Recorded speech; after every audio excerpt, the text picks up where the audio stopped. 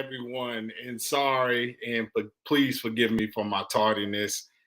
Traffic is a monster on 30. But welcome to another episode of ELEV8.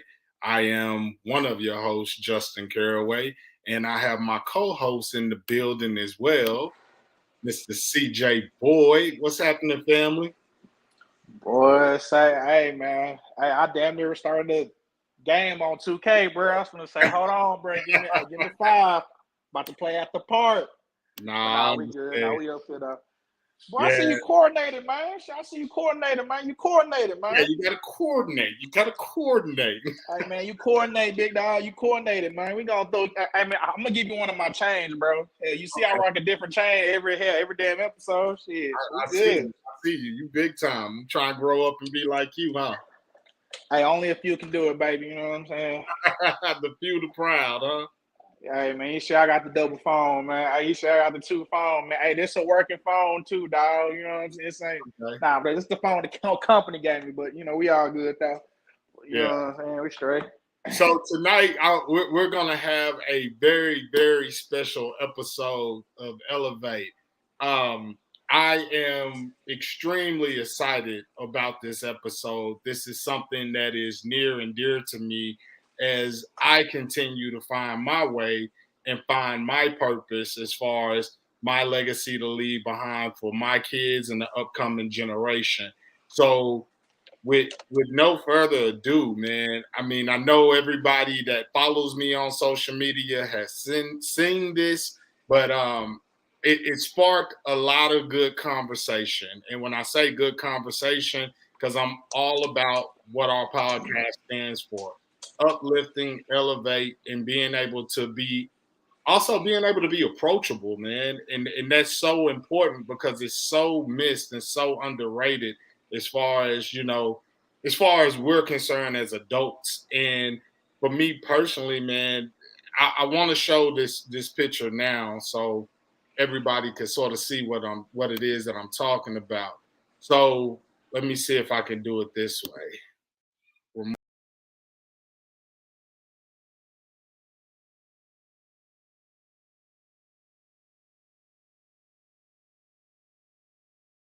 Occur. I don't know if anybody could hear me or not. CJ, could they hear me? Nah, they couldn't hear you, brother. Okay. So that's the picture that I posted on my Facebook on after the massacre in Buffalo, New York. And I don't even like calling the massacre. It is a massacre. And first and foremost, shout out to the people that are willing to see an end to this and make the difference and make the change necessary in order to bring this type of senseless violence to an end. But of course, once again, that picture showed unarmed Black males and females that have been murdered unarmed, and heavily armed Caucasian counterparts that have committed these senseless crimes and them being arrested with no incident whatsoever. So, like I said, this sparked a lot of controversy with a lot of people, and I understand and I get that. I'm trying to be more sensitive to that and be more aware of that. But today we have a special guest that would like to go by Jay, and I'm going to respect his wishes. And I'm going to ask that we all respect this man because he didn't have to do this. But this man did not agree with what we posted or, whatever. We're just going to dive into that and have a conversation. And within this conversation, the purpose is not to bash, not to talk down, not to hurt anyone, but to get a better understanding. So with no further ado, I'm going to go ahead and bring in tonight's guest, Mr. Jay, and I'll let him introduce himself, and we'll jump right into it. Hey, Jay, are you there? Yeah, what's up, Justin, man? Hey, thanks for having me on, bro, Hey, man, I appreciate it. Thank you for joining us, man. Jay, I don't know if you ever met my little brother, CJ. CJ, this is Jay, CJ. Nah, I don't think I remember. What's up, bro? Yeah, I don't think I ever met him, but yeah, well, I go by Jay. I'm from South Garland area, Ferguson, Centerville area. If y'all know where that area is in Garland. Went to South Garland with Justin for a few years. Transferred out of there, got into a bunch of trouble. So I'm a recovering addict, and I guess you can say, I'm basically a street dude. I've done a lot of stuff in and out jails, institutions. Yeah. And that's one of the things that I can appreciate about you, Jay, is we don't have to agree on everything, but being able to agree to disagree and being able to have a conversation. And Jay, I want to personally, from the bottom of my heart, thank you for taking the time out to do this, because this is so important and this is needed.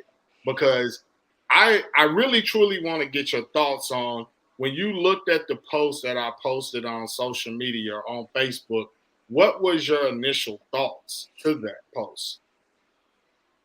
My initial thoughts were just, it's like basically the whole narrative that they're trying to place on everyone about racism, about that it's always, I understand it stems back all the way back to slavery days, and everyone's pissed off about that. I'm sorry if I offend anyone, if I trigger anyone. I'm not trying to do that or anything, but it's just, no, I want you to speak freely, because I mean that's one thing that we're gonna do on this podcast, man. I mean, we're not here to bash anyone. I mean, what your thoughts are, and it's needed. So yeah, I hear you. And it's like, and like for everyone's like, I'm not white, I'm Mexican, and I'm I come from a multiracial family. I got blacks, I got Mexicans, got Asians, got whites. My children are half white, and so it's just like it's just a narrative that they're placing on everyone that all white people are bad. Like all white people are racist, or all white people are going to shoot up the school or whatever. But there's other factors that people are not. It comes from all races. You know what I mean? Right. Like, and that's my thing. When you say they, who in particular are you talking about? When I say they, yes. frankly, on the left, we want to get political and all, like the right and left. Okay. So I wanna know, because I don't know if you really, because it was another person that commented on my post as well, and I just got to call it what it is. He didn't have the strength that you're exhibiting today. He did not want to have the conversation any further. But one thing about it is, us as adults, and the three of us can agree to this, freedom of speech is not free. And I'm sorry, I don't care how you want to cut it. It always comes with a cost. So the things you say, you got to be willing to stand on it and stand up for it. Whether it's wrong, right, and differ, whatever the case may be, you got to be willing to stand up and say, hey, this is just my thoughts. This is my personal feelings or opinion. I don't mean to, hurt you or whatever, but this is just how I feel about it. And I know that you got that on the post, where it sort of came off as people were trying to attack you. And I reassure you that wasn't the case. But what people, I guess you could say, people outside of our community, the Black community, they don't really want to take into account of our inherent trauma, our pain, our suffering, the things that we may have saw our parents, our grandparents, our great-grandparents, the things that we saw in our community that got us to that point of feeling like, hey, this isn't right. Hey, this isn't cool. Or, hey, here they go with that excuse my language, but here they go with that bullshit again. And that's what, immediately when I heard about the Buffalo incident, and, it just broke my heart, because it's like, shit, again, like we keep suffering. And I hear what you're saying, and I hear what other people are saying, as far as, hey, this is, it's not just Black people that are, being executed like this. But you got to understand, because somebody made a comment today that white people get killed just as much as Black people. But I'm like, well, we're 13% of the population here in the United States.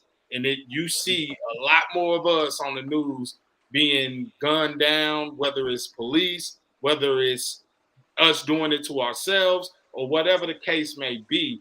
You see a lot more of that than anything. So I want CJ, I want you to go ahead and speak to this as well, because I know you got some things you want to say as well, my brother. Nah, well, first off, like, like you real for showing up. The other boy, he ain't show up. So like I said, I really appreciate you, like being here. But I actually, Justin, you kind of covered the majority of what I was wanting to say. But I get when people are saying, they're trying to create a narrative, they're trying to divide us. I'm not saying that's not true. I believe that as well. They're trying to separate us, they're trying to divide us, they're trying to paint a narrative. However, I feel like that's more of a deflection than what's really going on. A lot of times, yeah, you're right. This ain't the But first time. but Yeah, go I'm ahead. sorry. No, I'm sorry. I'm saying, but if like you said, it's like the narrative, whether it's a deflection or whatever. Right. But it would people wouldn't react the way if it was a white cop on a Mexican or a black cop on a Mexican, the way they react to a white cop on a black. Because So, yeah. you know what I mean? Because like I said, like I've been in the streets, I've done time in here. I've been roughed up, I've been slammed on cop cars, I've been hit with batons, I've all ins and outs, Right.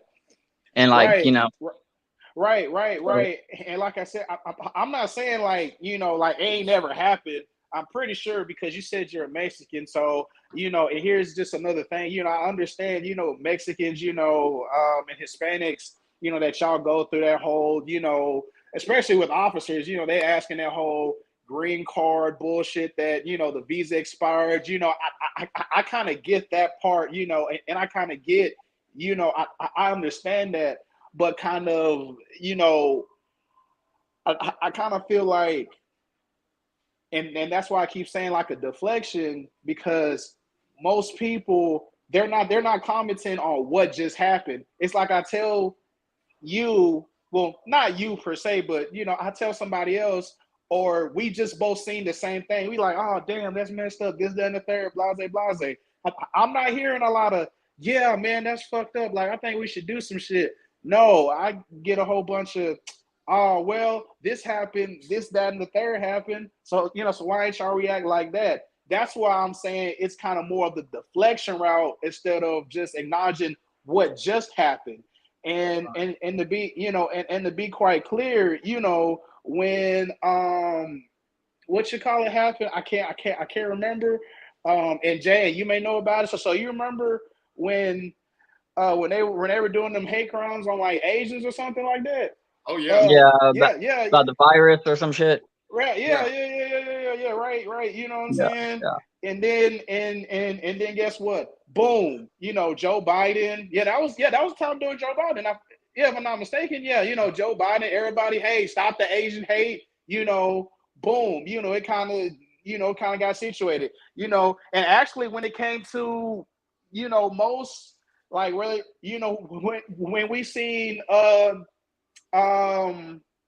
like the whole immigration, and we were seeing how they were when it was Mexicans, and I'm saying Mexicans, so they're trying to transfer from Mexico to here, they were in them cages. They released all them footages of pictures of people in cages, and I believe it's ICE, right? Right? Isn't that the people that? Yeah, right. Okay, ICE, right? Yeah. So they took pictures, and boom, everybody, like, just America just feel so sad. It's like, oh man, you're treating them like animals. We're doing this, that, and the third. But when it comes to us as Black people, we cannot get that same treatment. So that's really what it's coming back down to. I'm saying, Americans have sympathy for every other race, but when it seems to come to Black people, I'm not going to say nobody have no sympathy. I'm going to just say it's just a little funny. You know what I'm saying? Okay. It's like, And to piggyback off of that, CJ, like the question that I really want to propose to you, Jay, is why is it that for you personally, I really want to know why is it that you feel like, when it's black people being mistreated by cops that we seem to make a scene or have an uproar, and if it was a Hispanic or a white person, it wouldn't be the same thing. Why do you feel that way? Because it's not the same. Not like through the media, everything you see on news, which I don't really watch the news, but you don't hear about a Mexican getting gunned down by a white cop and then people protesting or getting upset. Okay. But why though? Why do you feel it's that way? Why do you? Because I want to. It's a two-parted question. I want you to answer that, but also I'm going to follow up and respond to it and answer why I feel it's that way as far as the black. Oh, because of the the racism all throughout the slaves days, the 50s, and all that shit stemmed from all there. So they know they can create this narrative where every white person's racist and against the black.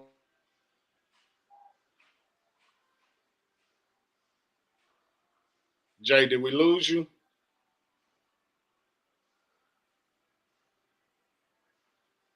Jay, I think I know you ain't muted.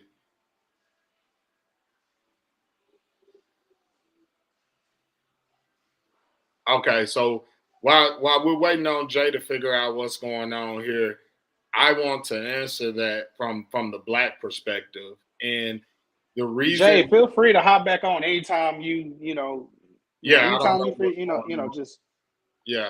But I want to answer that from the black perspective, and especially for my generation as well as yours, CJ, is you've heard the stories. You've seen the things that have happened. You've seen and of people. It's right in your backyard now. Like of people, you've heard the stories. Since we stepped foot or since we've been captured. No, hold on. Hey, hold on. Sorry about that. I lost y'all, so I don't know where where we left off. You were saying that you were answering why you feel like it's not a big deal when a Hispanic or a white person gets shot or killed by a cop. Yeah, it's like Becca was saying, back from the slavery day, it'll cause more of an uproar, more of an uprising when they post and show white on black, black on white. Okay. Or not, or basically white on black. You know what I mean? But it's gonna cause more of an uproar in society than it would. But do you feel like it's wrong for the media to post that? Because the media says and does a lot of things that black people don't agree with. And an example that I can give you, recent history, is when Trump was in office. Some of the things that he was saying and some of the things that he was doing, it was like, that's not how a president is supposed to carry themselves. That's not what we want to represent this country.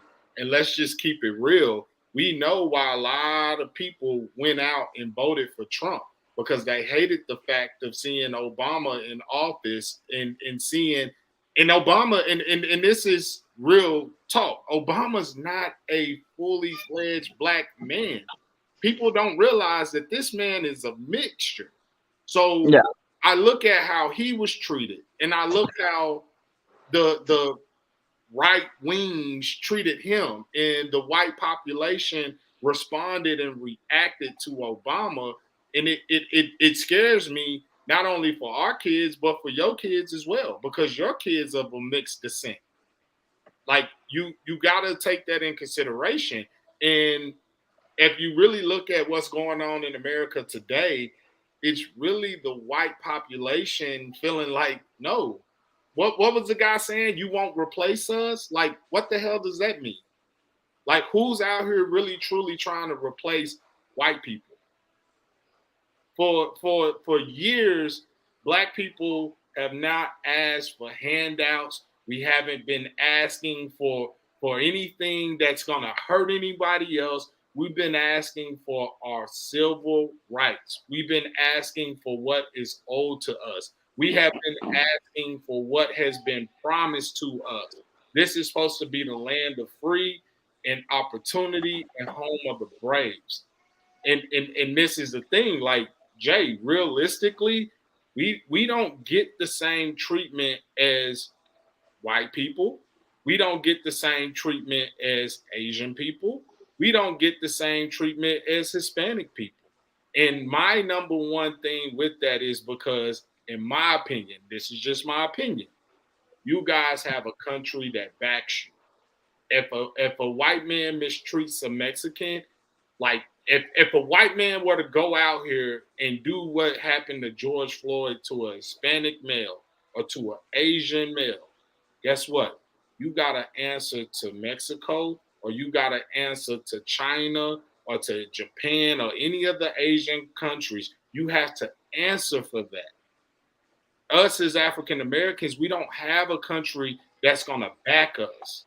So when you ask, we get frustrated and upset, it's because we know that we're truly all that we got.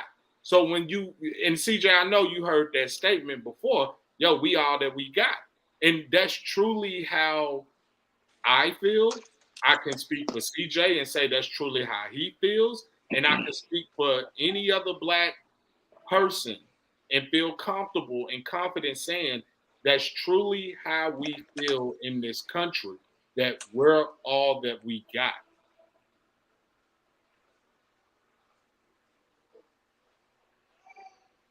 We got you, Jay? Yeah, I'm here. Yeah, I'm listening. No, so when it comes to things like that, and that's really the answer the question of, well, when it happens to black people, they're in an uproar. Well, this black people are the only, I guess you could say, race of people that have been mistreated since they stepped foot in this country, or since they honestly built this country. We have been mistreated. We have been placed as the lower class. We are the last to benefit in any type of way as far as the promise that America has to offer.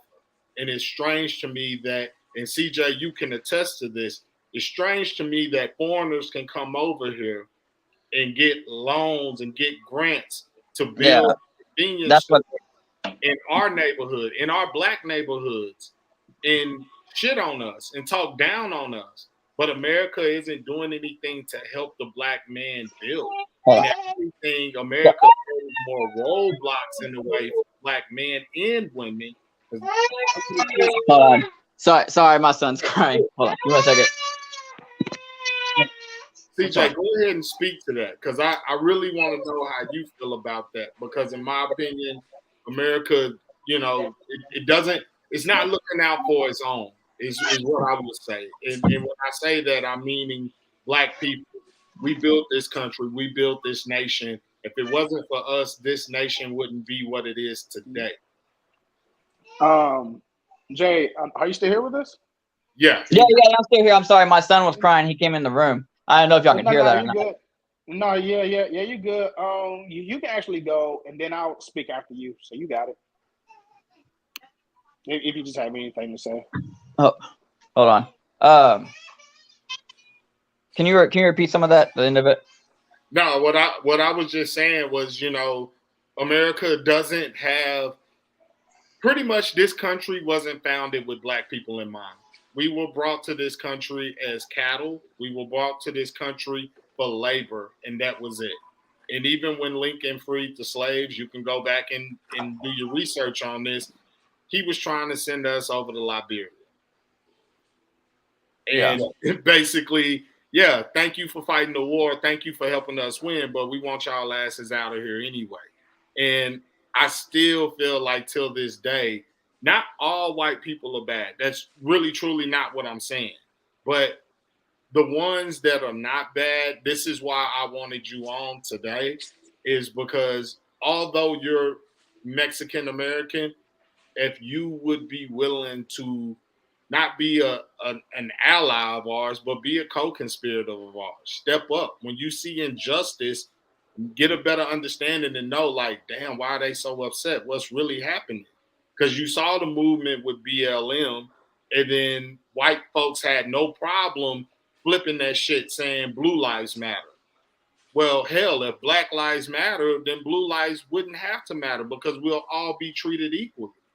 That's where that shit stems from. So it's very irritating and frustrating when you see the things that black people do. And America is notorious for this, stealing everything that black people do, trying to replicate us as far as song, dance, you name it, cooking, everything that black people have brought, which is our culture, or we have established our culture here in this country. America has stolen. Yeah, yeah, I agree to an extent. You know, it's like another part you said that we would have like something happens in Mexican, we would have Mexico that would back us up, or I don't necessarily think that's true, or China back another Asian up, especially if they're from America. You know, yeah, Mexican American, but it's like I'm more of a American than I am Mexican. Does that make any sense? Like I'm American but of Mexican descent. Gotcha. Yeah. Just And like us, we're American, but we're of African descent. yeah, exactly. Gotcha. You know, so that I don't agree with. I don't see that ever happening, because first off, I don't know, Mexico doesn't like Mexicans that are from America. Okay. Plain simple, you know. But I'm trying to get my thoughts together. Hold on. Nah, you good. Go ahead, CJ. I'm gonna need to figure out what I'm saying. No, you're good. So I was just gonna just say, you know, just like historically speaking, you know, and here's another reason why I kind of say so.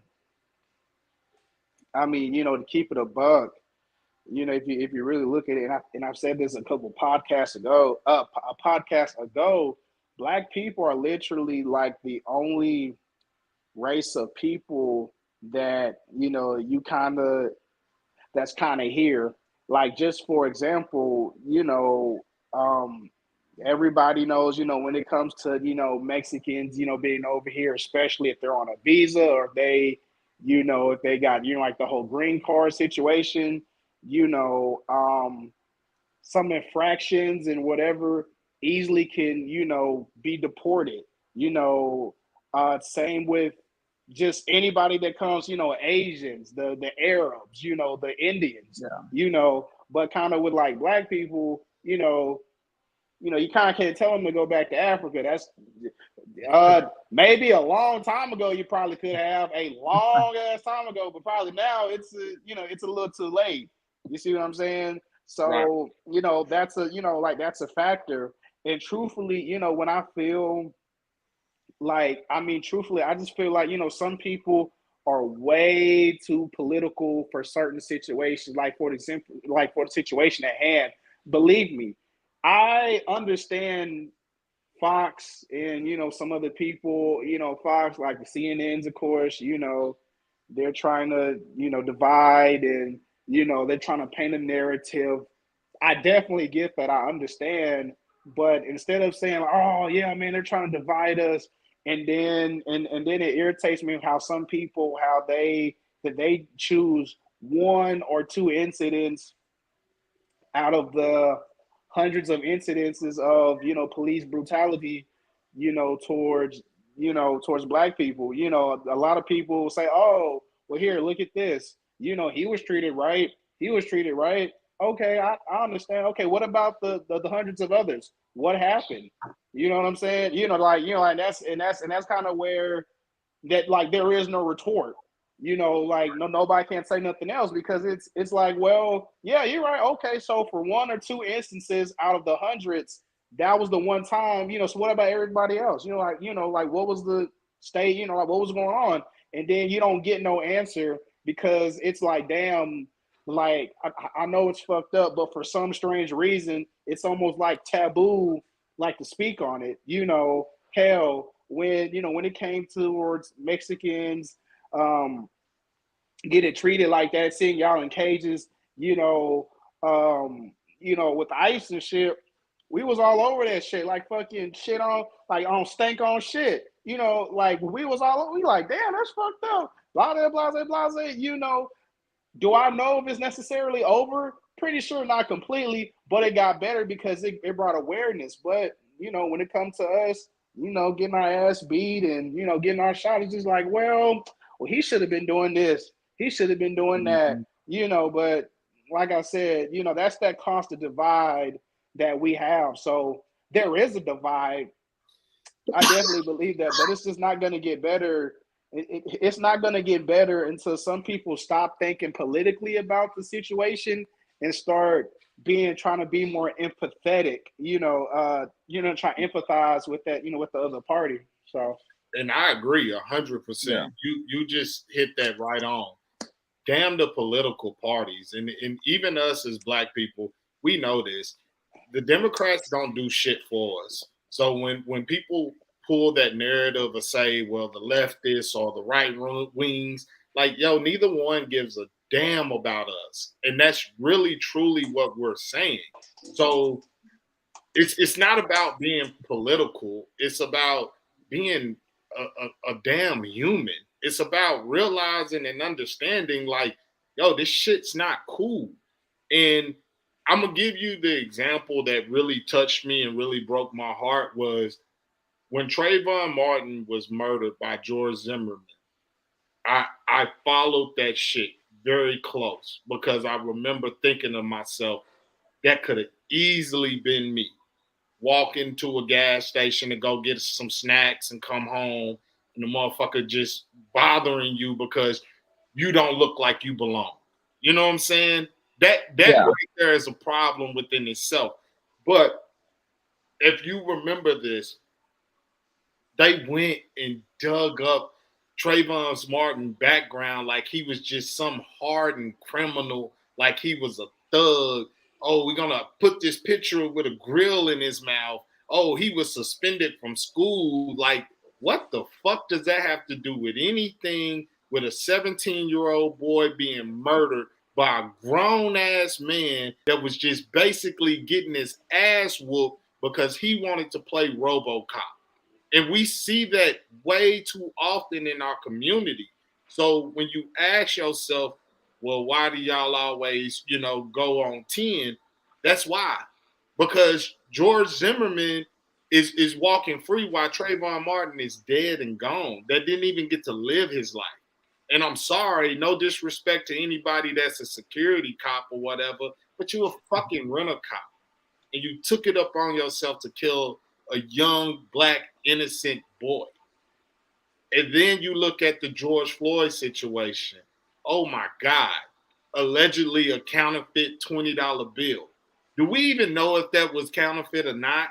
And not only that, but even if it was a man's life worth $20 fucking dollars? Like, that's what gets us. Eric Gardner being choked out for selling what, cigarettes? Are we serious right now? Like, it's those type of things that, for me personally, like, it gets you to a point, it gets you riled up, it gets you where you feel like, hey, I don't think nobody's trying to hear us. I don't Hold think on, time out. Justice. Hey, happy fifth. What was it? What he turning 5? Yeah, he 5. Boy, happy birthday. Happy birthday. Hey, your dad gonna whoop your ass when he get off this podcast. My boy 3. Oh, damn. Yeah, but it's really those type of, and that's just 2 examples that I gave you real quick. So imagine us being riled up over that, and then you turn around and you see what happens in Buffalo, New York, and you see Like, I don't know if you guys saw the video, but I saw the video before they took it down.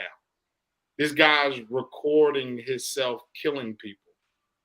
No, I didn't see that video. I just saw the one where the woman was I don't know if y'all saw the one where she was crying about her mom being in there as they were cuffing him. And like I told you last night, like on the phone, like anyone that's gonna commit, no matter if you're right, white, black, Mexican, you're gonna commit a mass murder like that and you're gonna just give up like that, you're a coward. Straight up, you're a coward. If you're gonna go in there with that energy to hurt individuals for no apparent reason, whatever you like, mentally unstable or whatever you want to call it, I was like, you need to come out with that same energy and get what you should get. Yeah. Hey, you know what, Jay? And truthfully, and that's Basically. such the and I was gonna say, and this is gonna be the white move. You know they're gonna try to claim insanity. He's mentally unfit. They you know that, right? They are. Yeah. Oh, okay. Well then, yeah. Like I mean, like yeah. You know, like. But you catch that, Jay? Like. Yeah. I agree. It's going because we know the damn playbook. We're not our ancestors. We're not our parents or our grandparents or great grandparents. We're smart enough where we know the playbook. We know. See, and Jay, I don't know if you know this. CJ's 25 years old, and that's crazy to me that he can tell you the playbook. He's gonna plead insanity. They're gonna try to figure a way to either get him life in prison and make sure that he's protected, so can't nothing happen to him. Well, where there's a will, there's a way. But that's the thing. Black people have always had wills, but we ain't never found a way. We ain't never really been given an opportunity to be given a way. Every time we try to find a way, look at our leaders. When we had Martin Luther King, what they do? Took him out. When we had Malcolm X, what they do? Take him out. We had Marcus Garvey, what they do? Get rid of him too. When you have Black people about to make progress, about to make change, and this is not coincidence. And that's another thing that irritates us. This isn't a coincidence. When you have Black people actually moving towards something powerful or something great, that's why Martin Luther King and Malcolm X had to be stopped, because white supremacy did not want to see that. And to be quite honest with you, Jay, me and CJ hear that shit all the time. Like, no, I'm not a racist. No, I'm not a racist. I love Black people. I got Black friends, blah, blah, blah. But what are you doing to help them in their fight? What are you doing to help them seek equal justice? And that's what kills me, because it's too often that people sit back and say, that doesn't affect me, so I'm fine. I remember, and I told you this before, I work in corporate America, and I remember when the George Floyd situation happened, every corporate America did like a call, a town hall call, and it was basically the white power structure or the top big guns or the big wigs saying, we didn't realize it was that bad for y'all. We're so sorry. And it's like, how the hell do you not realize that? How do you not see that? Is it because you don't want to see it? And that's ultimately where I'm trying to get to. And when I made that post, that's ultimately what I was trying to say. Like, yo, I know you saw what I posted to the other guy, where I asked him, like, yo, do you not see this or do you not want to see it? Which one is it? Because at the end of the day, you can't sit there and always flip it back on us. Well, what about Black on Black crime? We get it. Every community has their issues and has their problems, but you have to address the bigger issue. I don't see white people being murdered in numbers. I don't see police just going and killing random white guys. I don't see that. that's like what I'm saying about the narrative. Like the mainstream media is going to show you what they want to show, because it's going to. But think about it this way. With Breonna Taylor, prime example, mainstream media didn't really want to pick that up. That was forced for them to pick that up. Just look in your backyard in what happened in Dallas with what's the young man that was killed in his apartment? Gene, Botham, Jason, Gene Botham. Nah, Yeah, with that cop, yeah, that girl cop. yeah. Are you talking about Amber Geyer? Amber Yeah. Geyer, yeah, Oh yeah. And Amber Geyer was the cop, and it was Botham was the guy that got shot. yeah, The black dude. Yeah. Yeah, she thought she walked into the wrong apartment. Yeah, I got that. Or walked in her apartment, but it was actually his apartment. yeah. All for a booty call. All for a booty call with the other partner. Hey, no. Jay, she was in such a rush to go get some of, you know what I'm saying? Yeah. No, hey, I remember that shit. I was like, my man's really passed away, and and I'm making light of it, but it's for real. My man's got taken away over a booty call. Like, and homeboy was married. You know what I'm saying? So she on the snap, man. Hey, them Snapchat. Hey, I can't wait to, man. she was so ready for whatever was about to happen in the next 45 minutes. She went to the wrong place. So yeah, that was wicked. But go ahead. But not only that, but you look at that case and you think about the real tragedy of over a mistake that could have easily been prevented. Even if she walked into the wrong apartment, that doesn't mean you pull out your weapon and start discharging. Sorry. Especially you walk into someone else's place. I understand, like, okay, mistakes do happen, but that's not for me and you as regular humans, that's not a mistake that I would be comfortable living with, to be quite honest with you. I wouldn't be comfortable with that. Or you look at, you look at the guys that what was the guy's name? Ahmaud Arbery. You look at him for jogging in a neighborhood, and these people take it as, oh, we're just defending our neighborhood. We're just defending our property. Like, really? And just like what we talked about on the phone, Jay, the situation in Wisconsin with the 17-year-old kid. What is his name? Kyle Rittenhouse. Kyle Rittenhouse. You don't, and you even admitted to that. Like, there's no way I'm taking my 17-year-old kid to a hostile situation and giving them a gun. Like, no, come on, man. Or even if he was going to protect property or whatever, I'm not calling on a 17-year-old kid for that. It's not worth putting his life in jeopardy, or putting my life, or anyone else's life in jeopardy. And especially from my understanding, I heard it was like a car lot. So 9 times out of 10, all those cars have insurance. So really, where's the logic here? Where is the accountability? And that's really what I was opposing. Well, that was the question that I was, proposing, was, where's the accountability here? When we see these things that continue to happen periodically over and over again, when we're seeing these things, where's the accountability for America to step in, or our American counterparts to step in and say, you know what? Yeah, that's a little too much. Enough is enough. That's really what my question was with that post was, yeah, it's not by accident that all these mass murderers, all these terrorists, that's what I want to call them, all these terrorists are getting away, getting arrested, and nothing else happening.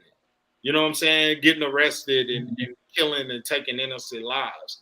And I agree with you wholeheartedly. In my opinion, you should be dealt with accordingly. You're going to go in and shoot up this store. Guess what?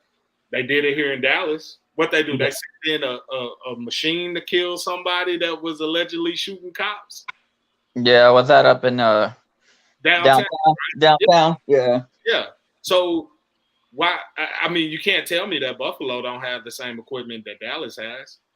You can't tell me that they couldn't send that in, and whether the kid had the gun to his chin or whatever, threatening to kill himself. That's why they don't want me to be the negotiator or the cop, because I'm going to tell them, go ahead and do it. We'll wait. What you waiting for? Go ahead and do it, because if you don't do it, I'm going to do it for you. Period. You already done killed 10 people. You got to go. I don't want to see you in court. I don't want to have to plaster your face on the internet or on TV. You don't deserve that. We're gonna go ahead and deal with you now. Yeah, no, I agree with that. So I did have a video. I got two videos. I want to show one right now, and I just want you to hear the message of this video. So I'm gonna go ahead and play this. I want y'all to listen to it and give me your feedback. White people who mean right and in heart want to do right, but they're so few. If 10,000 rattlesnakes was coming down that aisle now, and I had a door here I could shut, and in that 10,000, 1,000 meant right. 1,000 rattlesnakes didn't want to bite me. I knew they were good. Should I let all these rattlesnakes come down, hoping that 1,000 get together and form a shield? Or should I just close the door and stay safe? I think that you understand? The Viet Cong are not all bad, but America's still dropping bombs. In Hiroshima, the Japan wasn't bad, but she still dropped the bomb. In Korea, they weren't bad, but they still dropped the bomb. So now I'm going to forget the 400 years of lynching and killing and raping and depriving my people of freedom, justice, and equality. First fired, last hired, the lowest of low, last respected. And I'm going to look at 2 or 3 white people who are trying to do right and don't see the other million trying to kill me. I'm not that big of a fool, and I'm not going to deny it. I believe everything. That was, of course, Muhammad Ali, but that was back in like what, probably the 60s, more than likely. And it's sad to me that we're in 2020 and we're still having the same conversation.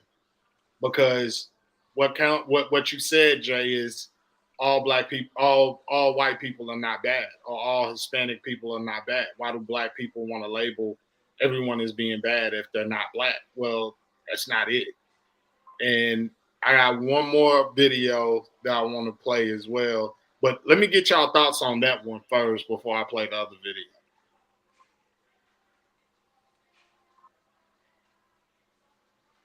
Oh, Jay, you got it. Oh, thoughts on the video? I agree with what he said. You know, yeah, about looking. Just because a few of them are not bad, you're not gonna. You need to pay attention. Of course, always. You always got to keep your guard up, keep your eye up for everyone. Everyone. That's regardless of color. But you can't, like, lately everyone, because of white people, white cop, everyone's doing a certain thing. You're still late. Everyone's labeling them as bad, like white bad, white bad, white bad, white bad. It's like my kids are half white and stuff. I don't want them, or my nieces and nephews are half Mexican, half black. I don't want. Go ahead, sorry. Yeah, I don't want either of them growing up thinking that one or the other one is bad. You know, does that make any sense? Oh yeah, totally. But the thing is this: you're in a society and you're in a country that's gonna. It is what it is. It's just as American as American pie. Racism is a part. Racism is a huge part of America's DNA. And yeah, I just pointed that out to you. Obama is half white. Yeah. Do you think people cared about that? No. They looked at him and saw a black man. And they looked at him and said, shit, we know Trump ain't qualified, but we still want him anyway. You know how many people I worked with that were so for Trump, right? Went and voted for him and everything, even though some of the comments that he made were derogatory towards women, put down different cultures, put down a few people. I just looked at it, and the second term, him trying to run, all of them were quick off that bandwagon. Like, hell no, can't do it. And I asked myself, well, why are they jumping off the bandwagon now? You know, not to like defend Trump or anything, because, like, you know, I'm not a Trump supporter. I'm not a Biden supporter. Yeah. You know, it's just, but talking about him putting down women and talking about women, that's in everyday society. Just because he's bigger and he has a bigger platform, he shouldn't be bashed, because that's, you know, there's rappers, there's musicians, different kind of people that are putting him in their songs, talking about women this, women that, hoes, bitches pulling this, blah, blah, whatever. But it's more socially accepted in the music, or from Mexicans and from the black Mexican side, and than it is for Trump to say it. You know what I'm saying? It's like, why is it accepted for us to talk about our women that way than for him to say it?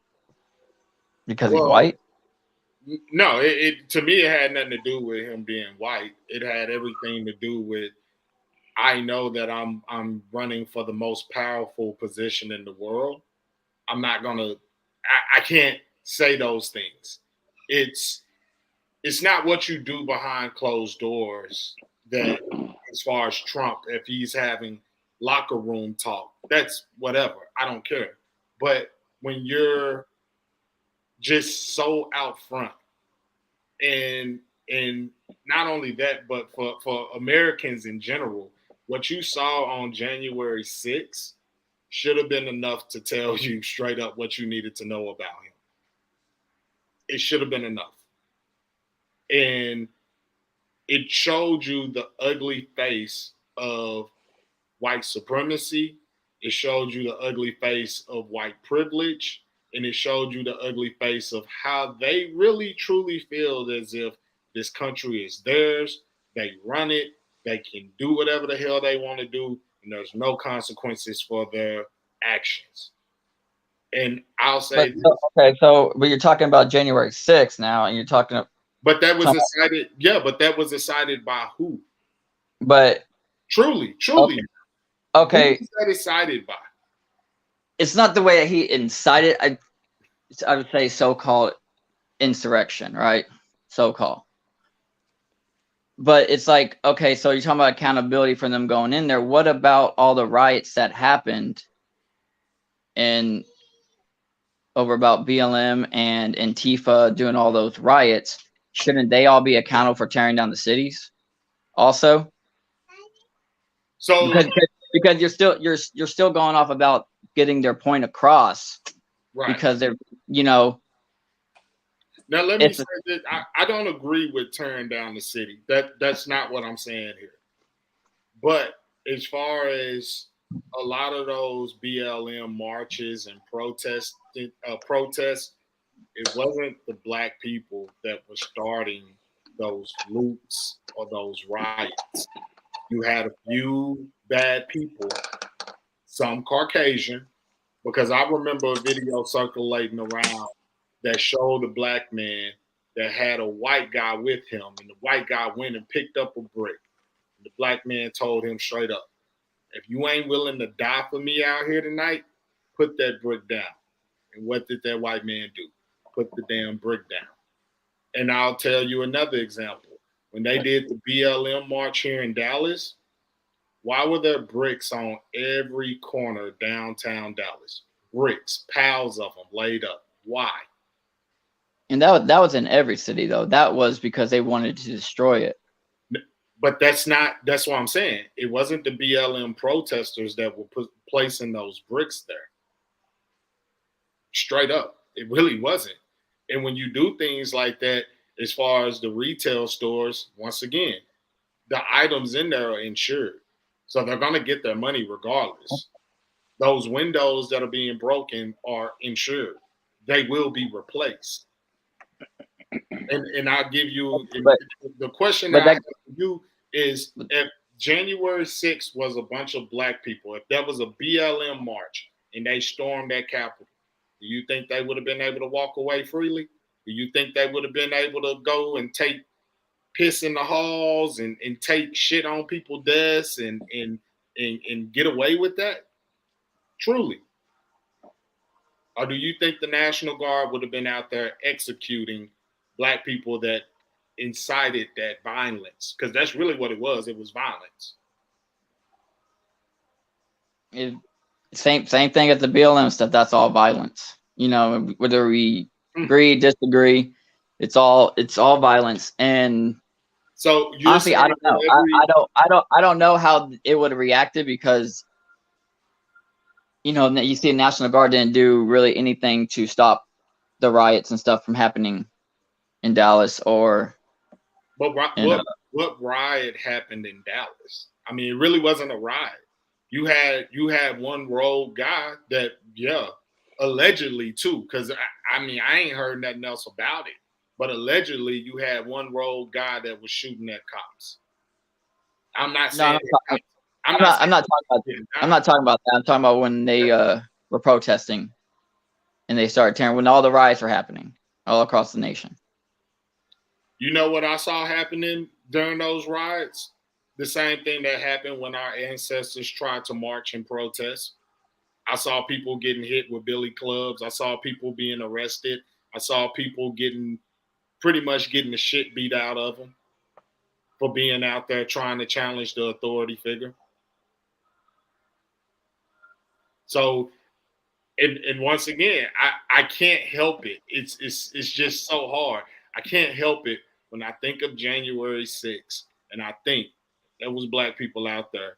There's no way in hell that the news feed would have been showing them climbing over the wall, breaking into the Capitol. There's no way. No way. When they hear that a BLM protest is coming, and don't even get it twisted, I don't support BLM. I like what it stood for. I understood the message at the time they wanted to do it, but I'm not a supporter of that. All right, Dad. I'm not a supporter of that. But what gets me is the fact that when that happened and when all of this transpired, I was able to see white people paint their chests, put their hats on, hang the Confederate flag. I don't understand because I can't help but think if that was us out there and we put a BLM flag up, or we holding our fist up, or we painting our chest black and green, guess what? That red gonna come in from when they shoot your ass. CJ, any thoughts? No. Yeah, for sure. So Jay, so you come from a multiracial family. I was gonna ask you just how do you tell your kids to view the world? Like as far as do you tell them about certain situations? Now I understand you're not black, so you're not gonna understand some of this stuff. So that I truly get. But I was gonna say, but when you teach your kids about racism and about certain things, how are you going about that, or do you even teach that at all? How do I teach my racism? Honestly, I don't see. I'll tell them not to see the color. You got to see the person that's in them, Mm-hmm. and Right. don't worry Okay. about because they come that their nieces and nephews or their cousins. Sorry, my nieces and nephews are black. Their fathers are black. I got my niece. She had her and her boyfriend just had their baby, and we always joke with her because this baby's she a white girl, but Yeah. but she comes from the dad's black and my niece is half black, half Mexican, Okay. but she's very, very light skinned baby. And I'm just like, how are they gonna react to her? But I keep, you can't look at a person and judge them just because of the way they look or their skin color. Right. Right. Because Okay. Justin, Yeah. like you were saying yesterday, you're 6'4", tall black dude, and like I'm Mexican, 5'6", bald head, tatted up. You can't judge me because, or you think, yeah, you've been on Right. the street, whatever. Or, still same thing, even with a white person. What do you see when you see a white person that's all tatted up? What's the first thing that comes to your head? You shouldn't think of them as a white supremacist because they're tatted up that way or they're racist or the same thing. You have to see past that and look at them and talk to them. Absolutely. Okay. So your kids, so your kids, so do they look more Mexican or do they look more white? They look more white. So they look more white. Okay, I Yeah, got you. So they look when white. you're okay, oh no, okay, I got you. So you really don't teach your kids you teach them, to see everybody. Basically, the Martin Luther King route to, just judge somebody based off their character. Talk to them first, then you make your assumptions off that, right? Mm-hmm. Right. Right. Okay. For sure. I got you. Now, now because, now would I say, would you believe in white privilege? No, You don't? Okay, why no, don't you? because it's like I was telling Justin, it's like yesterday. It's like I don't see white privilege because I know white people that are from the other side of the tracks, like that are from like the trailers, from the gutter, straight as all of us, as me, anyone else that's from basically the hood and stuff you call the gutter, Right, because right, right, right. so I know people from that side. I know people that do get their ways, but it's like it's all about working hard and getting to where you want to be, because Right, life's not fair. And you know what right. I'm saying? Like life isn't fair. You have to push yourself and can't let the next person put you down. And like Right. No, yeah. Go ahead. You got it. like I was telling Justin, I'm more a laid back guy. Like I don't take any racist. You can call me all the racist names you want. It's not going to phase me. You can try to put me down. It's not going to phase me. Like I just keep on moving. I'll laugh in your face because of how ignorant you are to even approach me with some bullshit. Right. But you Because said Go ahead. no. You got it. No. Go ahead. No, I was gonna just say, so you like don't believe in white privilege because it just don't pertain to you, or you just don't believe it like just at all. Like you think it's just some made up shit that just like black people just made up. No, but define white privilege, what it means to what. I got you. So basically, white privilege meaning you have certain privileges because you're white. Like for example, I got you. So like for an example, when it comes down to just, I mean, maybe I don't know. Um, let's say you're at work. Let's say when it comes towards like a manager type position. Let's say, and it's mostly a white corporation, just meaning this population is a little bit more white, and let's say I go in there talking like how I talk, but I get the sales done. You know what I'm saying? And you have a white person that's with their white boss, and they're kind of, he may not work as fast and efficiently, but I do. But he gets the job done. You know what I'm saying? White privilege when it comes towards that, getting that number one spot, he or she may be a little bit, more. They may get that position, because they're white, because that's because they're because of that culture. Another example of white privilege, when it comes towards certain situations, when it comes with the cops and things of that nature. White people, they have a tendency to want to actually speak up, and they want to say when they want to call some shit out. Us as black people, we're not going to call out certain stuff to a cop because that could end with a bullet in our ass. That's why we say, oh, that's white privilege, because there's no way me and Justin could have gotten a cop face and be, oh, this some fucked up ass bullshit, without us either getting shot or life took or getting beat up. That's why we say white privilege, because you have certain privileges because you get, because like you're white, So I was just gonna, give that back to you to say, so you haven't like really heard of white privilege, or that's just something that you just like don't think is true, Yeah, go ahead, you got it. I understand where you're coming from, what you're saying. Like I honestly, this is like just my personal experience, my personal thing. I've never Right. experienced that.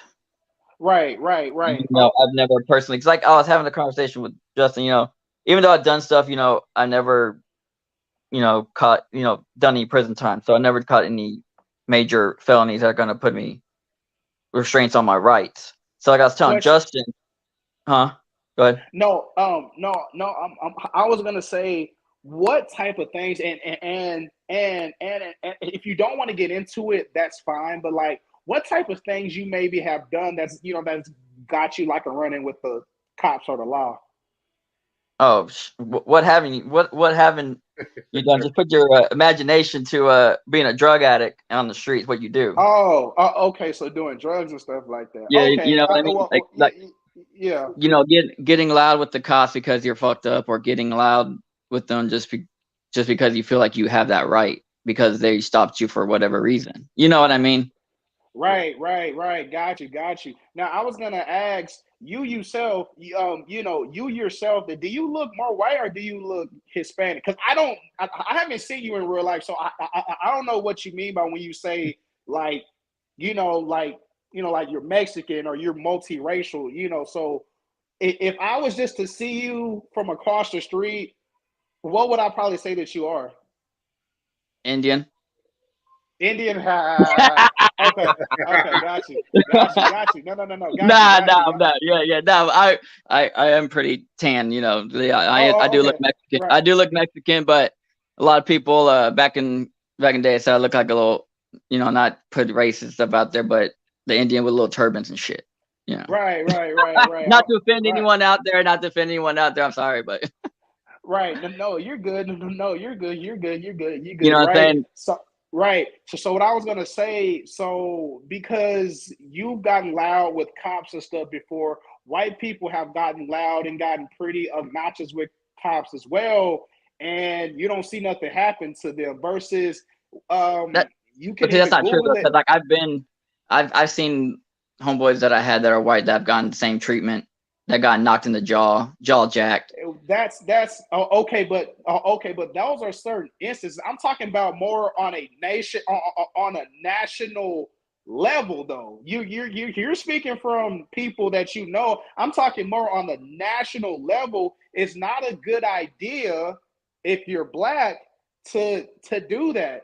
And your friends that done got jaw jacked, hey, a lot of people that are on the other side on the ancestral plane, they would probably rather have that than where they're at. Well, shit, actually, I don't know, hell. Maybe they like shit. I don't know, hell, But but that's what I'm saying.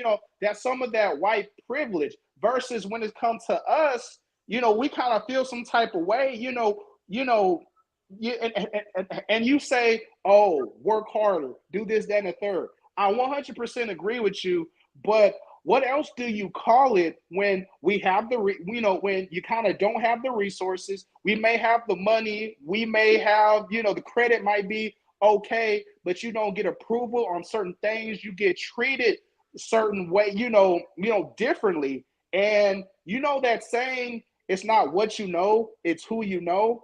That's a term coined by, the Caucasians, because it's really a kind of, obviously I'm just saying in a working environment, obviously that works for anybody. If you want to keep it trill, that do work for anybody. If you don't know somebody else, but you've been knowing your boy from way back when, of course you're more enticed to give him, whatever. But that's what I'm saying, with white privilege, that's a real thing. And I don't expect you to understand it like how me and Justin understand it, but your kids, they, as you told them, like they look white. So they're not gonna experience the same thing that little Justice that just came in and my kid will eventually at some point experience, because we're not white. We don't have the white privilege. We're not, and we're not the type of black people that got money and shit, hey, like maybe LeBron James' kid might be treated a little different because you know what I'm saying. He won't. Hey, once they crucified him for having blood. They crucified. Justin, once they check his driver's license and they say LeBron James Jr., hey, go about your day. Hey, you're good. You know what I'm saying? Nope. But unfortunately, he'll be tried just like what happened when LeBron went to LA and they spray painted nigger on his garage. Well, he'll be no, Justin, he'll be tried. That's not what I'm saying. But I'm just saying when you're black and you're wealthy, you got a little bit more of a status. You got a little bit more of pull. That's all I was. Yes, you do. Justin. Yes, absolutely. Like I agree with your brother though. You do got a little more pull when you're upper. Let me give you the example. My brother. Justin, hold on. Go ahead. Let me give you the example, right? So I was waiting, right? I want to answer this question for you too. Jay, as far as white privilege, I can show you a picture of white privilege. And that was the main thing that I was trying to get across. I'm going to show you the picture once again. And y'all may not be able to hear us, but I want Jay to be able to see this.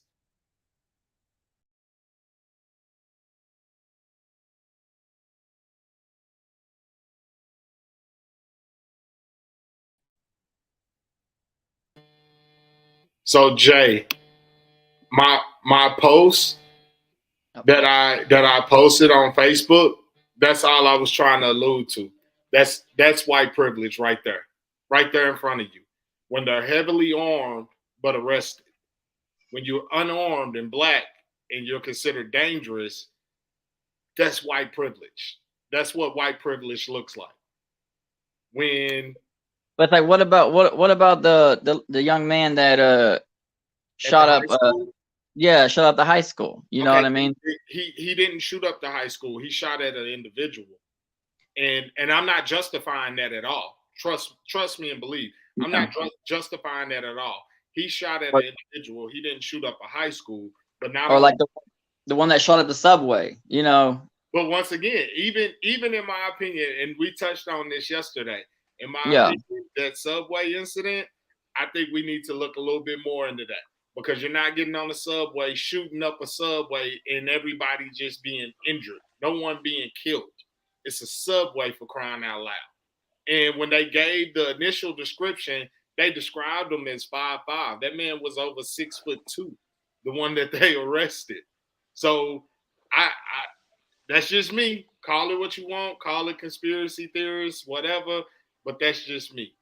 But what I just showed you was white privilege. And for anybody watching this or anybody that's going to hear this later, I challenge you to go to my Facebook page and look at that picture and tell me, as a black, Hispanic, Asian, white, whatever you are, look at that picture and tell me that by far is not the definition of white privilege. When they arrested the kid in South Carolina for shooting up the church, they stopped and got his ass Burger King.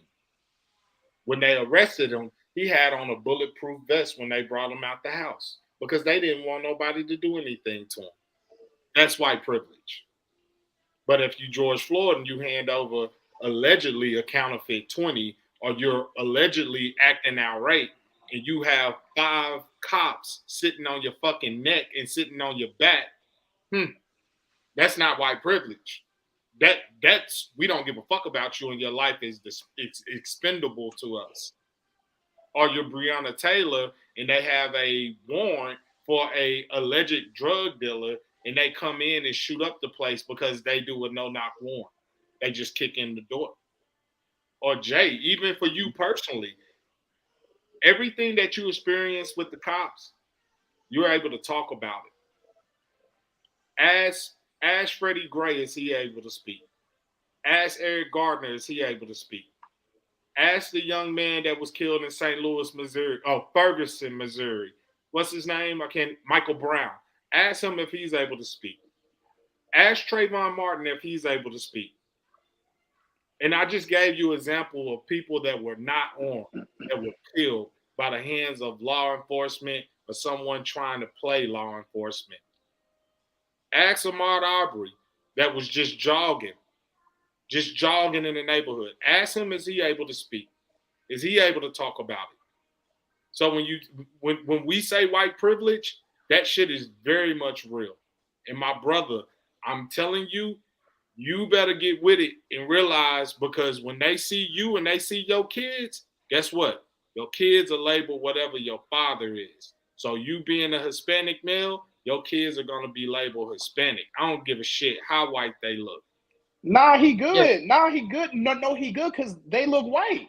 No, it don't matter. No, he's it's like good. it's still No, he's good. No, he's what good. more I'm afraid of, like whether they look Mexican or white, as though that other races, you know, blacks, Mexicans are gonna let her labeling them as racist, as them being white, as them being, because it happens. You know, kids are kids. Kids will be cruel. Done it. You know, people all through school. You know. So let me give you the example, CJ, of why it does matter. You look at a woman like Halle Berry. Halle Berry's mixed, but society sees Halle Berry as a black woman. I didn't even know she was mixed till you told me. Exactly. Yeah, I didn't know either. I thought you know. Bingo. Mariah Carey, mixed. Society sees her as what? Since she married Nick Cannon, guess what? You a black woman now. Yeah, because she looks black. But it don't fucking matter. No, that's what I'm saying. I think she looks white. You know. And I agree. And I agree but, with you. But, in my opinion, she but, looks. But isn't that being like a racist though? If you're going to identify someone because they dated a black person, like a white person dating a black person, now they're black. Are so you? Let me explain something to you. Are you? Isn't that like being racist also? Let me explain something to you with that. Justin, you tell him what you're gonna say, and then I got you. Yeah, what I'm speaking. Yeah. What I'm speaking to is that's what society says. And when I say society, I mean the masses. And when I say the masses, I mean Caucasian society says that. The fact that neither one of y'all knew that Halle Berry was of mixed race, that should say something to you, both of y'all. Like for real. And nah, he ain't say shit to me. It just told me. I never knew. I just thought she was black. It's not like know. It's not like it matters, you know. I'm just like No, Justin. I see what you're saying, but I think you glazing what I'm saying though. His kids look white, so his kids are good. Now, I'm saying you're good, as in somebody's gonna have to real squint, like kind of real squint, and maybe, hey, you maybe. No, Justin, you're shaking your head, and I'm trying to tell you, hey, they're good in the eyes of America. They're not, Justin. Yes, they are. I guarantee, Justin. You know what? Let your kid do some shit, and let his kids do some shit, or let they're gonna it's gonna be treated differently because his kids look. No, yeah, and that's all I'm saying. Justin's gonna come in there with his big ass, with his damn fucking curly fro and shit, and then his kid's gonna have a goddamn comb over his shit to the fucking side. You know damn, what I mean? That's what I do to my boy, anyways. I know that. I know that. So that's what So that's Justice. So that's what I'm saying. They're gonna get treated differently, and just like, and they're gonna get treated differently, and his kids are gonna be more acceptable to their white privilege. Justin ain't getting that. Yeah, I see. And that's all I was saying. That's all I was saying. I get you. You know what I'm saying? I get your point, but I look at. You look at what's happening with what's the guy's name? Meghan Markle and Prince, whatever, Harry or whatever. Harry. You see the shit she dealing with, and you don't think I don't really follow or listen to other shit going on. But I saw her interview with her and Prince Harry with Oprah. I saw her basically saying how she's being mistreated. I mean, hell, prime example. You look at what's going on in Ukraine and those African students that were trying to board the train to get out of there before Russia invaded. And guess what them Ukrainians were doing? Pushing their asses back. No, you stay here. No, you stay here. And that's what we've been experienced with our whole lives. But Jay, I do want to speak on what you said about the BLM protest. You said that it's nothing but violence. So I want to play this video, and I'm glad that you said that because this video will explain a lot, and it'll also let you see a lot as well. But let me get to the comments. I got my brother Daryl Wilson in the building. He says, "Why do white people always have to add a but?" Which is so true. And what he's speaking to is the what I showed you as far as the white supremacy photo or the white privilege photo. What I showed you with that, and it's but what about this or what about that? And it's like maybe one or two instances that you can tell me about, but I can tell you millions and millions, thousands upon thousands. And just like I told you yesterday, But that's like, again, like I was saying, like the only reason why there's so much more of the other is to face that narrative to divide us more, because they want but more. You can't divide what's already been divided. This country was already designed for us to be divided anyway. Exactly. That's what I was telling you yesterday. The country, the system, everything that's going on right now or whatever is designed for us to fail. But we have to change that narrative. Wait, to who? Who? Do what? No, so you were saying for us to fail. What you mean by that? But by like us, as in like everyone that is like of the working class. You know what I mean? So you're talking about classism, and I understand what you're saying. But classism, still, it's designed for Mexicans, blacks, everyone that's under. It's designed for all of us to just. Everybody's not white. But let me give you another. I didn't say everyone that is white. No, I got you. But no, that's what I was saying. Shit. Yeah, that's what I was saying. Shit. Let me give you another example of white privilege, right? So I work in Highland Park, and there's this thing called redlining. That redlining basically says if you don't make a certain amount of money or come from a certain background, demographically, you do not fit in our bubble. And I want to put this out there for anybody listening or everybody. Just drive through Highland Park. Go through Highland Park. See how they have their own grocery store. See how they have their own, like pretty much their own little world within itself. And, you know, Jay, me and you from Garland and, you know, going to school, yeah, we had kids that had cars, but it wasn't like what I see in Highland Park when I'm seeing kids in high school driving BMWs and Mercedes and jumping out of Range Rovers like, hey, shit, it ain't nothing to them. But that is another example of white privilege. But that's what I was saying, Justin, that, you know, that comment I made towards, oh, but you're LeBron's son, so you're good. That's what I'm saying. When you have a certain amount of class to a certain extent, it do matter. To a certain extent, meaning me and you aren't going to get the same treatment as LeBron James, and we're all three African American. You see what I'm saying? You know what I'm saying? And that's what I was saying. When you're black and have status, money, you're semi-good. Meaning like, oh, okay, so you can buy your own shit. You can do this, that, and the third. You can buy certain stuff.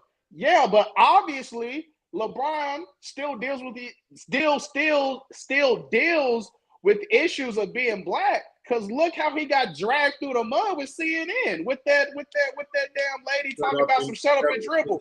Yeah. You know, see, that's what I'm saying. CJ, that's the point that I'm making to you, brother.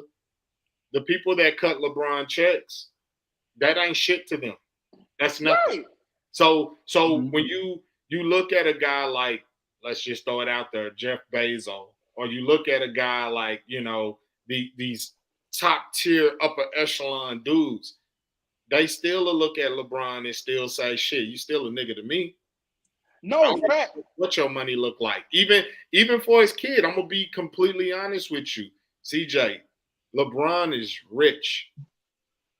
the goal is not to be rich. The goal is to be wealthy. Shit. I was about to say, hey, maybe now he might be wealthy. Nah, that motherfucker. Nah, he gotta.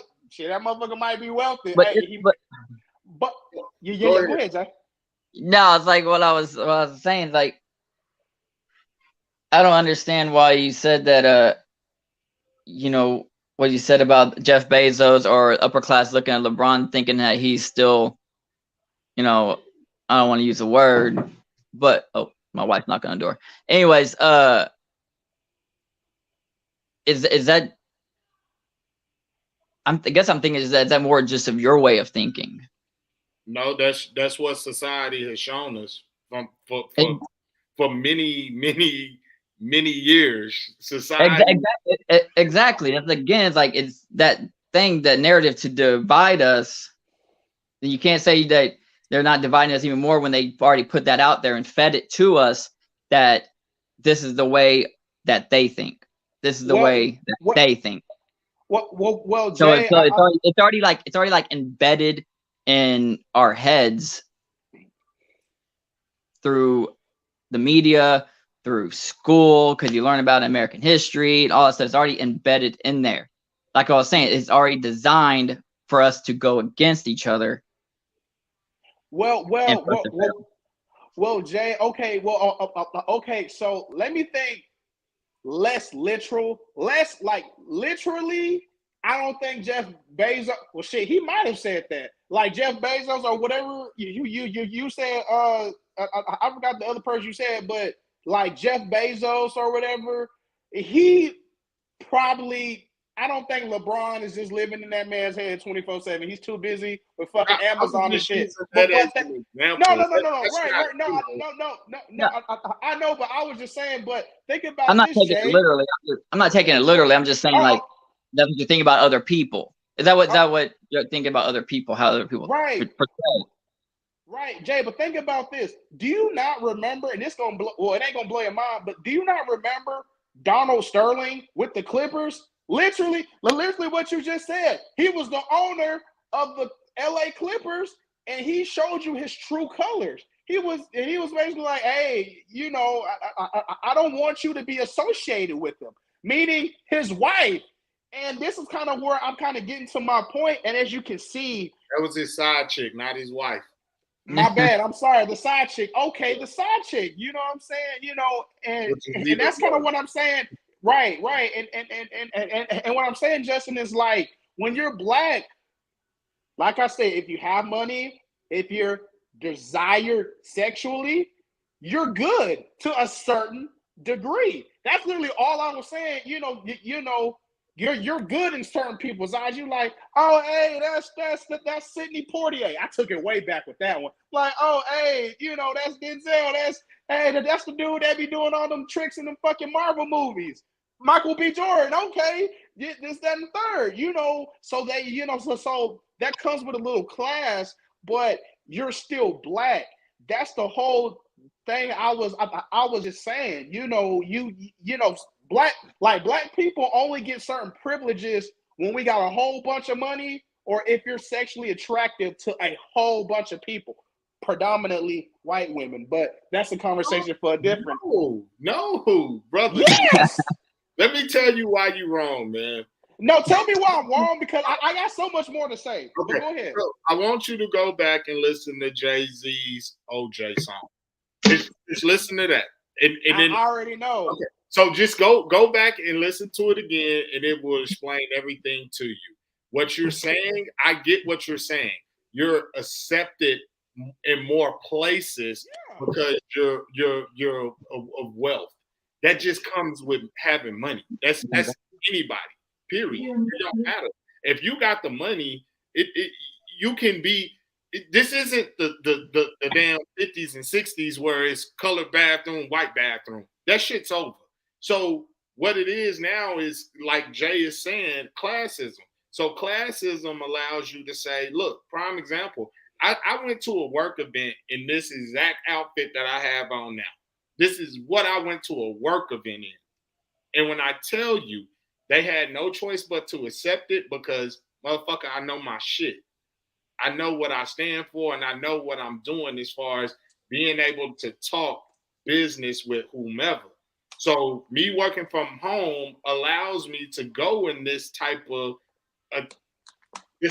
outfit and still be accepted. But at the end of the day, if you don't think that they were looking at me still feeling like, who the fuck is he? Why he come in here like that? Like, Right. and not only that, but I can buy my own shit when I go there. When I go to those events, I ain't looking for them to do nothing for me. I can do that myself. It's like what Magic Johnson experienced with Donald Sterling. And Magic Johnson is one of the best of us. But we can keep going. I want to get to this last video before I let Jay go. And I wanted to point out the fact that you said the BLM marches are nothing but violence. I want to play this video. I want you to speak to it, both of you, Jay as well as CJ. So let's get to it. My work is directly to black people. I spend 99% of my time dealing with us to help us reform our minds and spirit that we may do for ourselves. However, when you live in a society like this, and we know that in order to effect a solution to a problem between black and white, then there's going to have to be some meaningful dialogue between black and white in order to effect a solution. The young lady said she's afraid of violence. And isn't it sad that we who have been the victims of so much violence, now whites fear violence from us? We do not have a history of killing white people. White people have a history of killing us.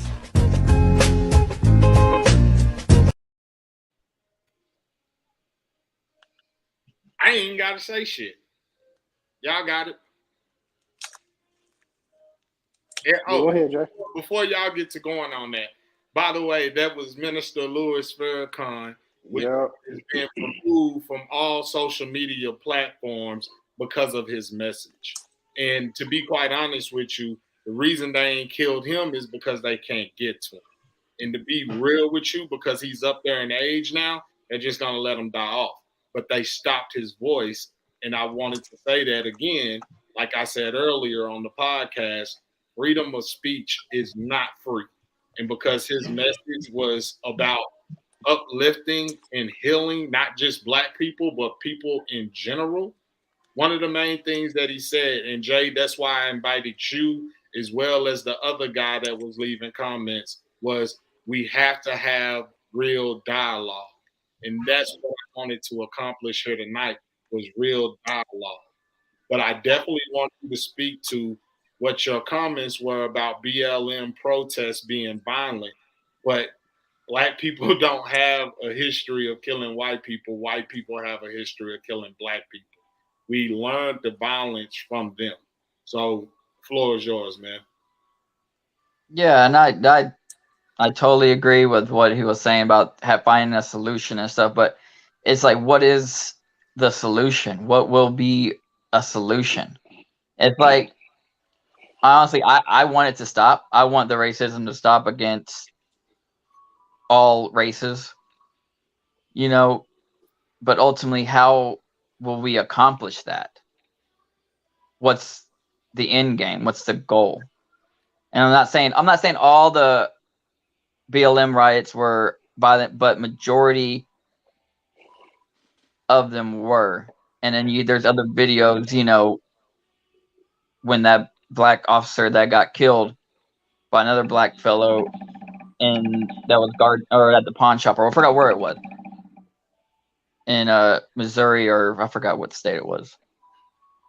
Or this, you know, they're out there and they're destroying the communities, the black communities. You see that on their videos, some videos. I want to be able to end it, but how will we be able to accomplish that?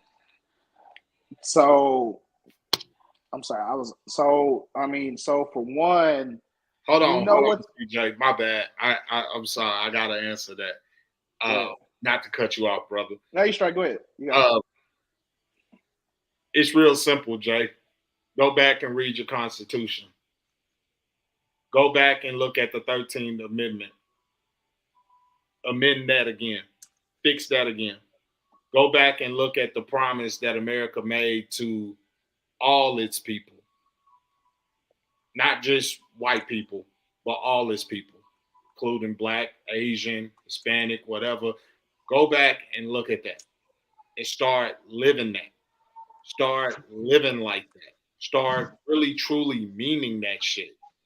Stop hiding your hands. And that's where I'm going to call out the guy again that was commenting and didn't have the balls to show up.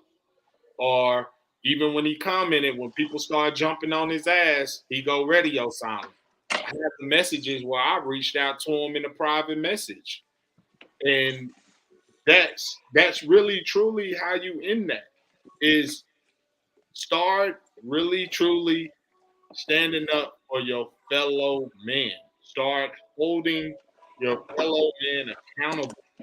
Stop always pointing the finger. Stop always saying, well, what about this? Well, what about that?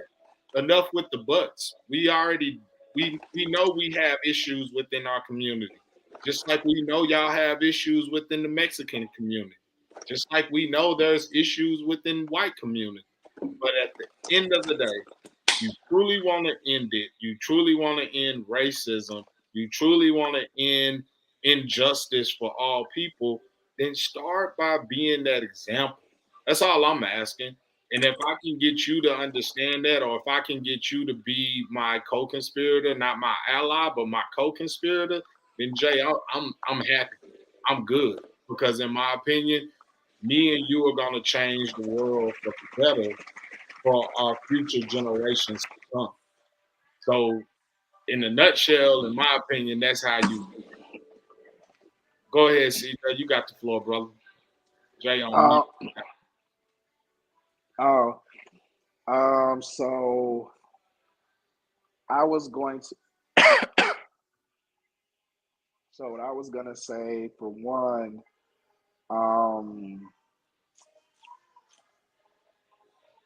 there is a way to stop it. It's a way that maybe, and that's why I was gonna ask Jay, as far as, when it comes towards racism, and, like, that's kind of the part where it's kind of hard to get through, because, Jay, and I know you can hear me, Jay, but you're just on mute, so that's cool. But yeah. I'm in the living room right now. My wife's trying to put the kids in bed and stuff. So I was in our bedroom. They're still little, so hold up. No, yeah, I got you. But so Jay is a Mexican American, multiracial family. Kind of kids look a little whitish. Here's that and the third. He's not gonna go through the same experiences that me or you going through. You know what I'm saying? And it's unfortunate that, when stuff like that are happening to Black people, we need people like Jay to, to actually, if you quote unquote rock with us, then, then just call it out. Just be like, hey, that's not cool. And let's bring a big elephant to a room.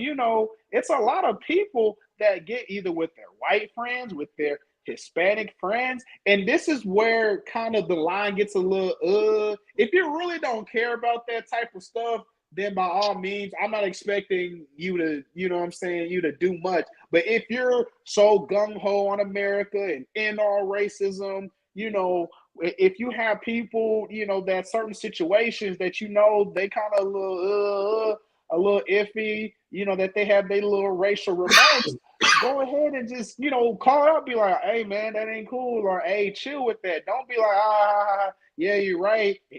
But then when you get around, when you get around us, oh, man, that shit fucked up.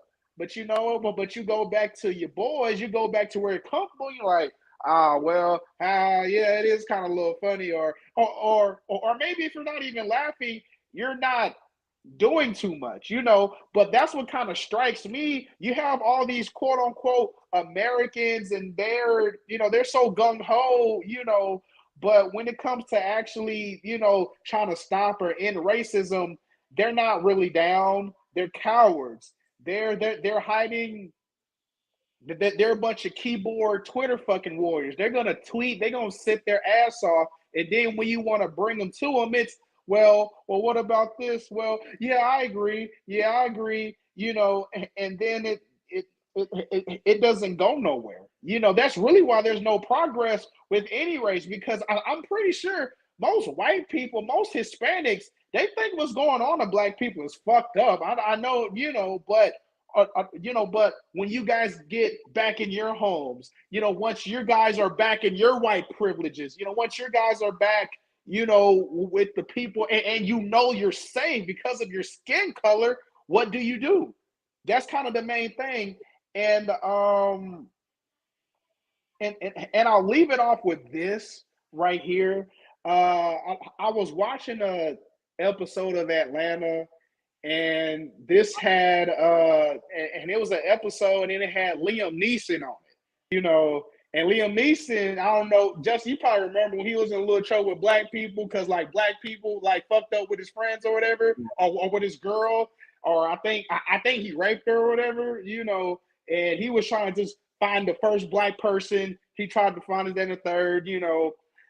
And I remember one of the people, his name was Paperboy, you know. And he was like, dang, you know, like, well, did you learn your lesson? And and this is the thing that struck me. He was like, no, I didn't learn my lesson. Actually, I still feel the same type of way I do. But you know what? That's the difference between me and you. He was like, I haven't learned my lesson. And because I'm white, I don't got to. And that's pretty much how most white people think. They don't got to learn their lesson. They're like, shit, I can believe what I want to believe because I'm white. You see what I'm saying? You know, that's damn near the equivalent to I got money. I can fuck this shit up if I want to. I can repay it. Hell, I'm white. Shit, we're good.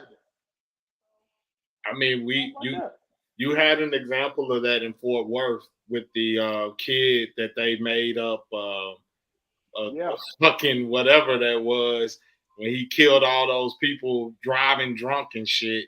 I guess his parents were so rich that they just basically said he's too spoiled to understand what he's doing. Yeah. That you know. But that Jay, once again, that's white privilege at its best. I'm sorry, I don't give a shit who he was. If it was a black kid doing that, his ass is gone. Period. And even now, like, yo, he's what they got him when he ran off with his mother. But that goes back to like what your brother was saying, you know, about if you have the money, you can throw the money at it, whether what race you are. You can throw the money at it.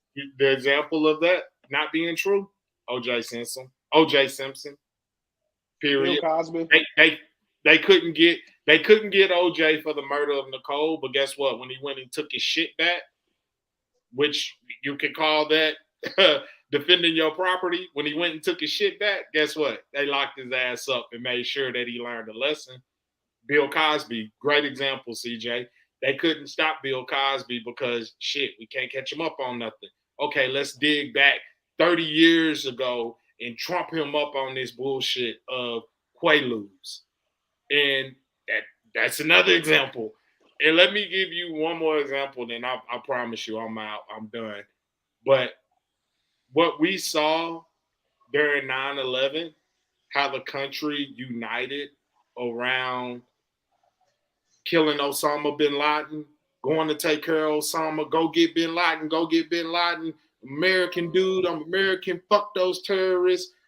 Why are we not seeing that shit when it's us being killed, when it's us being shot up, whether it's in our churches, whether it's at our grocery stores? Where is the unity then? That's my question that I have for white society. That's my question that I have for the left wing.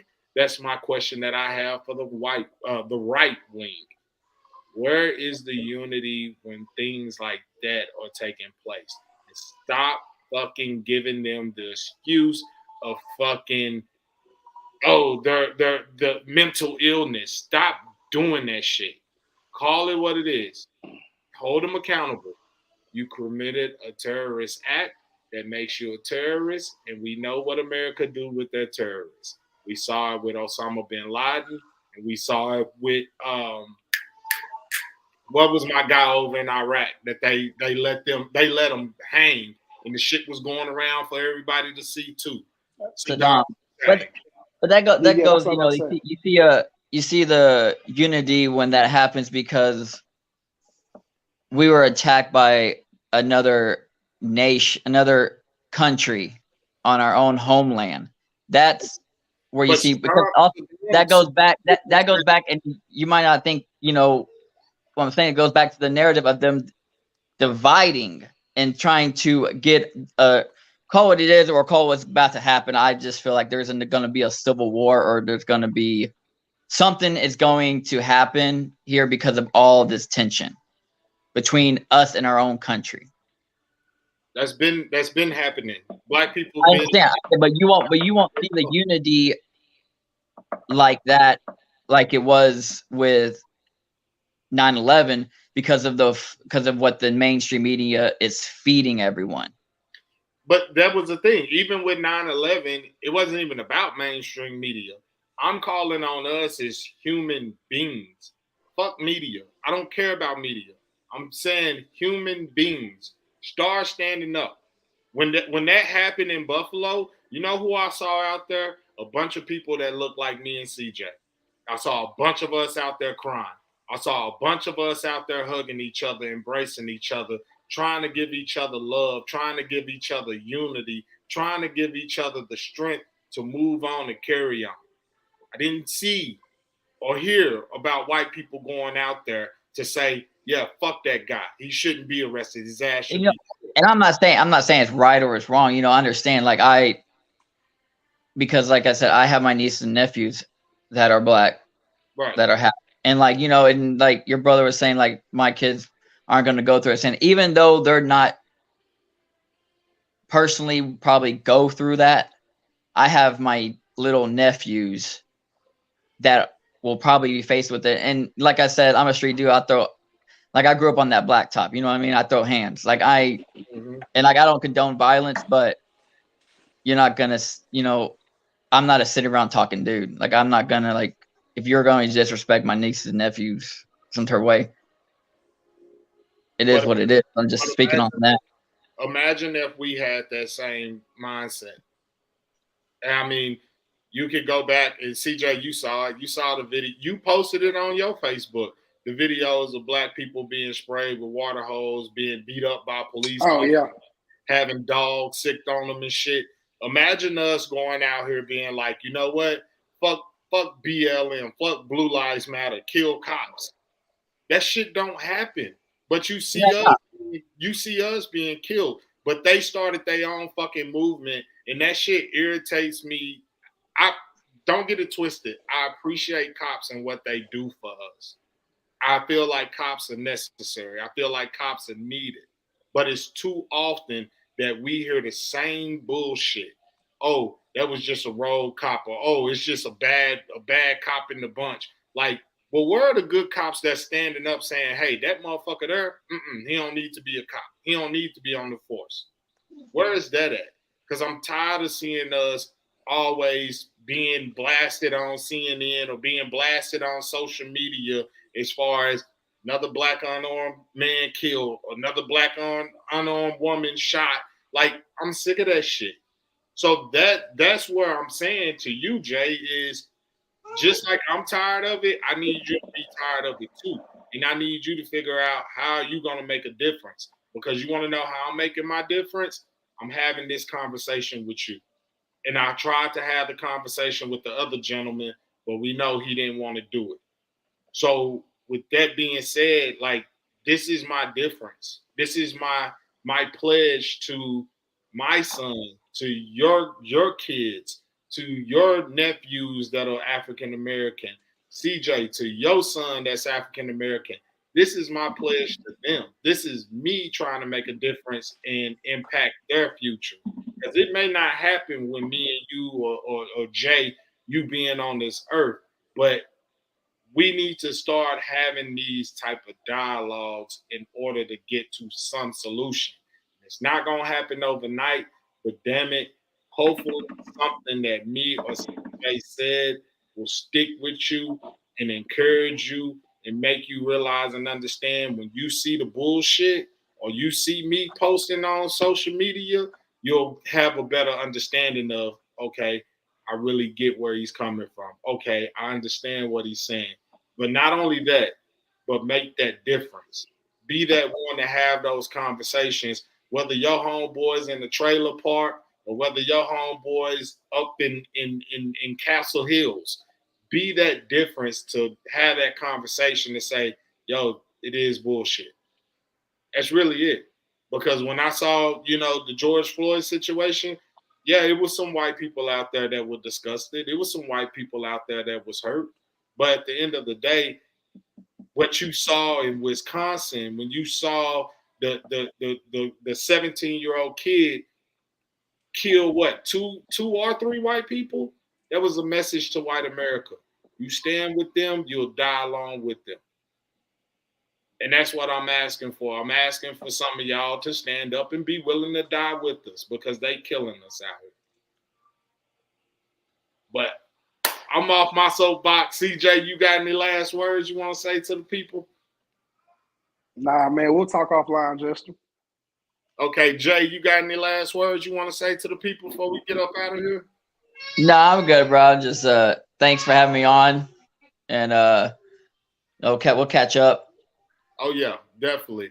I appreciate it, Jay. Once again, man, thank you for just being here, man. Like, we don't have to agree on everything. That doesn't make us enemies. You know what I'm saying? At the end of the day, if I saw anything that was being done unjustly to you, I'm going to stand up for you just like I will stand up for CJ. Because at the end of the day, just because I'm pro-black doesn't mean I'm anti-anything. And that's what people got to realize. Yeah, same, with me, for anyone. It doesn't matter who it is. If it's injustice, it's injustice. You got to stand up and you got to speak up. Right on. So you start making that happen. When you see me post some shit, don't go against it. You say, all right, I'm going to stand up. I see what you're saying, and I'm rocking with you. All right, well, with that being said, I appreciate y'all, man. We're going to go ahead and get out of here. My apologies for being late. I'll make sure that don't happen again. So, we out.